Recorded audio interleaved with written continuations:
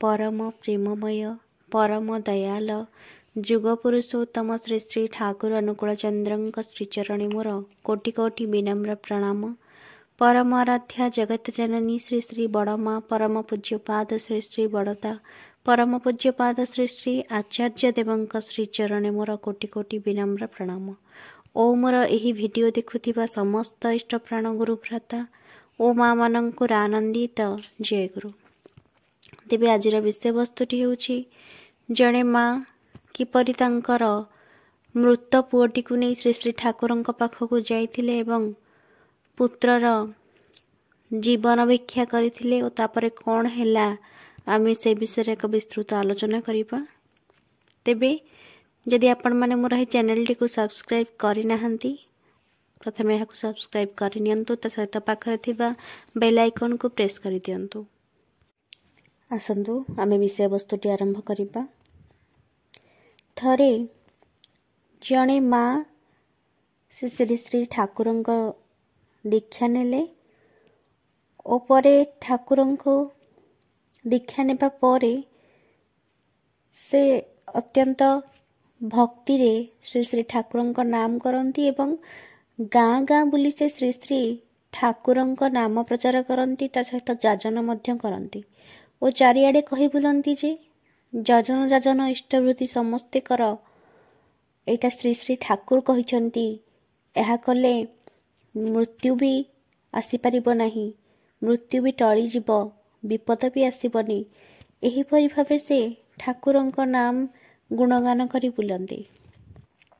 थरे कौन है ना से हठात शुणिबा को पाइले जे तांकर एकमात्र पुत्रर मृत्यु घटी से सही समय रे अत्यंत आबाक हो गले जे मु ठाकुरंक दीक्षा नहीं आउ मो पुअर मृत्यु घटी एटा तो मो ठाकुरंकर अपमान हेबो कहीं ना मु एहा कही कही बुले जाजन करे जे आपण माने नाम करंतु आपणक घरे मृत्यु भी हबनी एई भली भाबरे कही कि से माँ जनक मन दुख करी कांदिले और से कांदी कांदी तांको मृत पुओटी को नहीं श्री श्री ठाकुरंक पाखकु जाइथिले। जेतेबेले से श्री श्री ठाकुरंक पाखकु जाइथिले ठाकुरंको कौन कहिबे बोली से भाबी तांको मृत पुत्रटी को ठाकुरंक पाखरे एमती सुआई देथिले।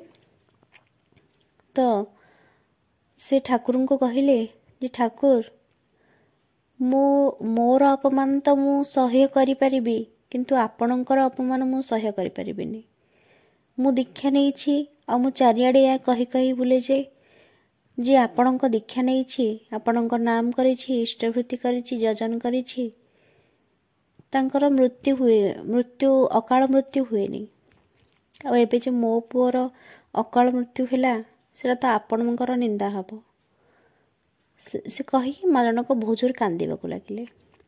मन मन रे अत्यंत कोह अत्यंत दुख जे कौन करिबी मु लोक माने तो मो ठाकुरंकु निंदा देबे एमिति कहिकी ठाकुरंकर जने सेवक जे से आसिले प्रसाद नेकी प्रसाद माँ जनकु देले आउ कहिले जे पुओटी को टिके प्रसाद खुआई दियो।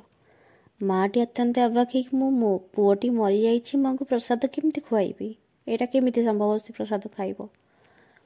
तो जेहेतु ठाकुरंकर निर्देश थिला तेणु से निजे प्रसाद खाइकी तांको पुअर मुहरे से प्रसाद टिके देले पाटी खोलिकी। तो एमिति कांदुथंदी ठाकुरंक पाखे बसी किछि समय परे तांको पुओटी हठात उठिला। माँ जनक अत्यंत अबाक जे मु श्री श्री ठाकुरंक पाखकु नेइकी आसथिली मो मृत पुओटी को एबे मो पुओ जीवंत से अत्यंत आश्चर्य हो जाइथिले आ तांको पुओटी मध्य किछि समय परे पूरा सुस्थ हो जाइथिला। एहा थिला जणे माँकर अनुभूतिर कथा। विषय वस्तुटी भल लागिथिले लाइक शेयर और सब्सक्राइब करने भूलिबेनी। रहिली जय गुरु।